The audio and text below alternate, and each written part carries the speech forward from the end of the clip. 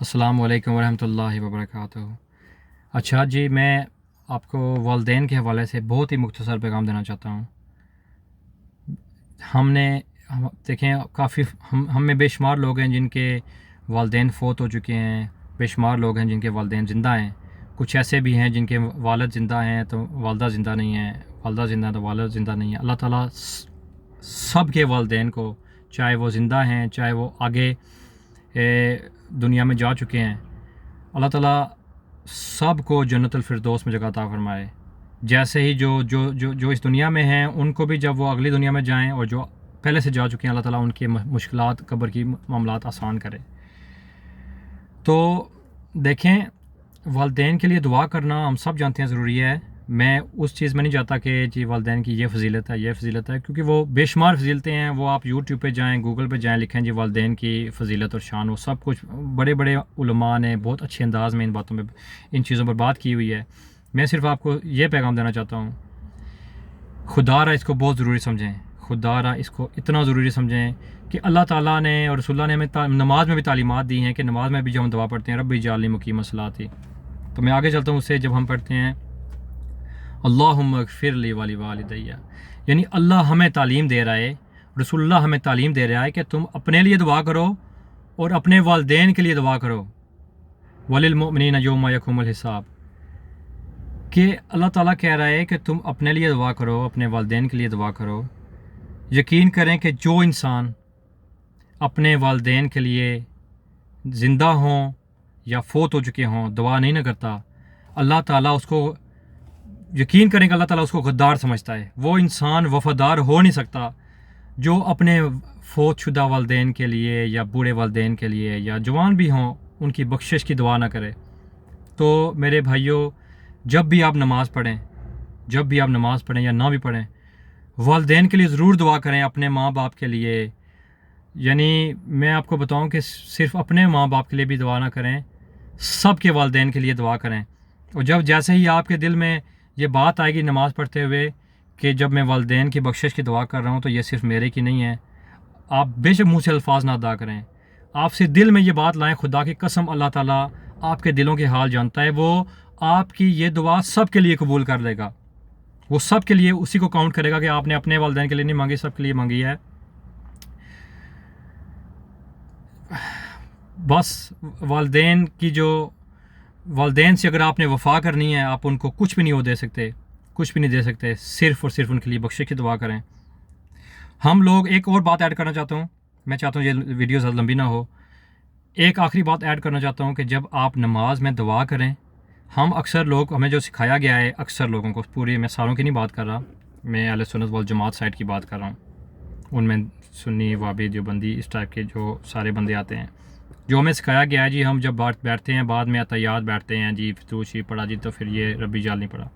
مجھے یہ بتائیں کہ جب آپ اللہ کے بارگاہ میں حاضر ہوں تو اللہ کی بارگاہ میں سب سے محترم انداز دعا مانگنے کا بیٹھ کر ہے یا کھڑے ہو کر ہے؟ مجھے یہ بتائیں، نماز میں افضل کیا چیز ہے؟ بیٹھنا ہے؟ نماز میں بیٹھنا افضل ہے یا نماز میں قیام افضل ہے؟ ٹھیک ہے، تو اب جب آپ نماز میں آپ کو مشورہ دیتا ہوں، جب آپ نماز میں سورہ فاتحہ پڑھتے ہیں، پھر ایک ساتھ اس کے کوئی سورت پڑھتے ہیں، تو رکوع میں جانے سے پہلے یا رکوع میں کھڑے ہونے کے بعد جب آپ قیام میں ہوں، اللہ کے سامنے اپنے سر جھکایا ہوا ہو، سر جھکا کر نظریں جھکا کر کھڑے ہوں، تب دعا مانگیں والدین کے لیے، یا آپ کو کوئی چیز چاہیے، ٹھیک ہے، اس وقت دعا مانگیں، ہاتھ اٹھا کے دعا مانگیں، ہاتھ باندھ کے مانگیں، ہاتھ چھوڑ کے مانگیں، جس طرح سے بھی مانگیں اس وقت دعا مانگیں، اور جتنی دعائیں کوشش کریں وہ کھڑے ہو کر ہی مانگیں۔ اگر کوئی بیٹھ کر بھی مانگتا ہے، اتحیات میں جا کے قعدہ میں جا کر مانگتا ہے تو کوئی مسئلہ نہیں ہے، لیکن اللہ تعالیٰ کی بارگاہ میں جو زیادہ مقبول ہے وہ اللہ کے سامنے جب آپ کھڑے ہوتے ہیں نظریں جھکا کر، اس وقت آپ دعا مانگیں اپنے والدین کے لیے۔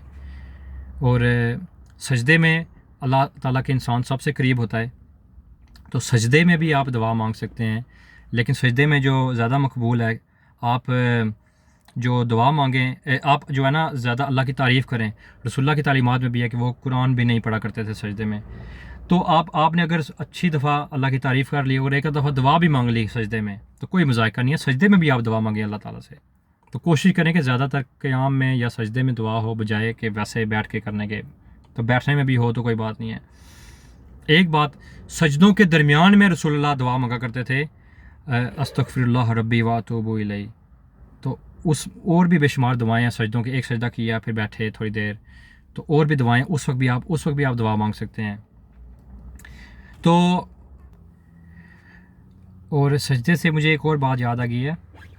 دیکھیں اللہ سجدے میں آپ پڑھتے ہیں نا سبحان ربی الاعلیٰ، یہ نامکمل ہے، ٹھیک ہے، قرآن کی تعلیمات کے مطابق. اگر آپ احادیث اٹھا کے دیکھیں گے تو اس میں لکھا ہوا ہے رسول اللہ سجدے میں سبحان ربی الاعلیٰ پڑھا کرتے تھے، ٹھیک ہے.